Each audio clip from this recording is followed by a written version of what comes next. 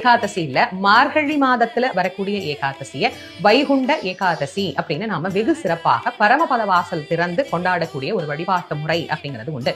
சாப்பிடாம இந்த விரதத்தை கடைபிடிக்கணும். ஏன்னா இதுக்கு சுத்த பட்னி விரதம் அப்படின்னு ஒரு பேர் உண்டு. இந்த ஏகாதசியில மட்டும்தான் எதுவுமே சாப்பிடாம, பலர் மிக கடுமையாக தண்ணி கூட எடுத்துக்க மாட்டாங்க.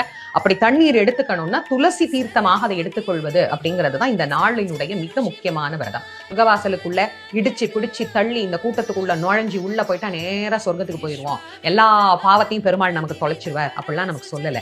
ஒரு மனிதன் அந்த சொர்க்கவாசலுக்குள்ள போறதுக்கு என்ன தகுதி உண்டோ அந்த தகுதி படைத்து தூய மனதோடு யார் ஒருவர் பெருமாளை மட்டுமே பிரார்த்தனை பண்ணி அந்த வாசல் வழியாக செல்ல தகுதி படைத்து செல்லுகிறார்களோ அவர்களுக்கு பரமோதத்தில் இடம் கிடைக்கும். பெருமாளுடைய நாமத்தை சொல்லி அவருக்கு அன்பராயிருந்து தொண்டு செய்து பக்தி செய்து இந்த உலகத்துல இருக்கிற எல்லா ஜீவராசிகள் மேலையும் அன்பு காட்டி பெருமாளுக்கு பிரியமானவர்களாக நடந்து கொள்ள நம்மளை பக்குவ